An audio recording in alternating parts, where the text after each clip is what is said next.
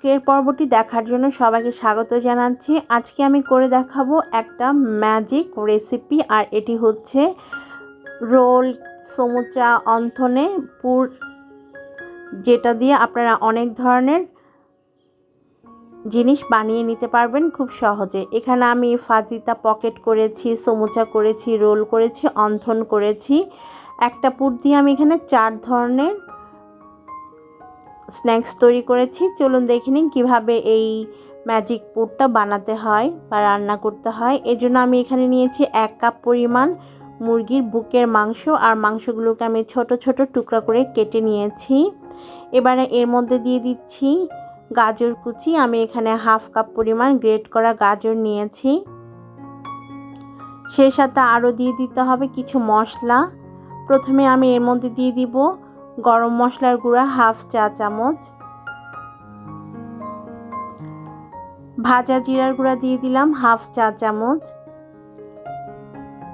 এরপর যাবে লাল মরিচের গুঁড়া। লাল মরিচের গুঁড়াটা আপনারা নিজেদের স্বাদ বুঝে দিবেন। আমি এখানে 1 চা চামচ দিয়েছি।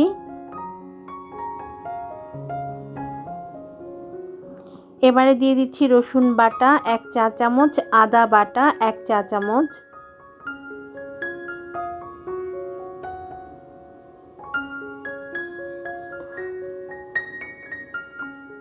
স্বাদ মতো লবণ দিতে হবে। লবণটা আপনারা নিজেদের স্বাদ বুঝে এখানে অ্যাড করে নেবেন।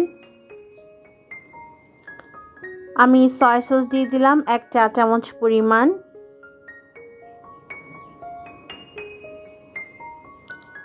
এবারে সব কিছু খুব ভালোভাবে হাত দিয়ে মেখে নিতে হবে। তারপর চাইলে আপনারা ম্যারিনেট করেও রেখে দিতে পারেন, তবে আজকে আমি ম্যারিনেট করছি না, সরাসরি এখন চুলায় চলে যাব পুরটা রান্না করার জন্য। চুলায় একটা প্যানে আমি দিয়ে দিচ্ছি 2 টেবিল চামচ পরিমাণ রান্নার রেগুলার তেল। এবারে তেলটা গরম হয়ে আসা পর্যন্ত অপেক্ষা করছি।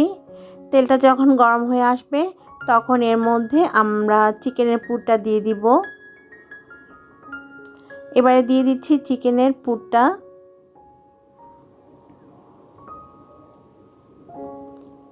খুব ভালোভাবে এখন তেলের সাথে চিকেনের পুরটাকে মিশিয়ে নিব। চুলার আঁচটা আমি মিডিয়ামে রেখেছি। এই পর্যায়ে ভালোভাবে মিশিয়ে নিতে হবে। এখন ভালোভাবে মিশিয়ে নেওয়ার পর আমি 2 মিনিট রান্না করেছি, আর দেখতে পাচ্ছেন চিকেন থেকে পানি বের হওয়া শুরু করেছে। খুব ভালোভাবে আবারও নেড়েচেড়ে দিয়ে মিডিয়াম হিটে রেখে আমি আরও 2 থেকে 3 মিনিট রান্না করে নিব, কিংবা ততক্ষণ পর্যন্ত রান্না করব যতক্ষণ না চিকেনটা পুরোপুরি সেদ্ধ হচ্ছে।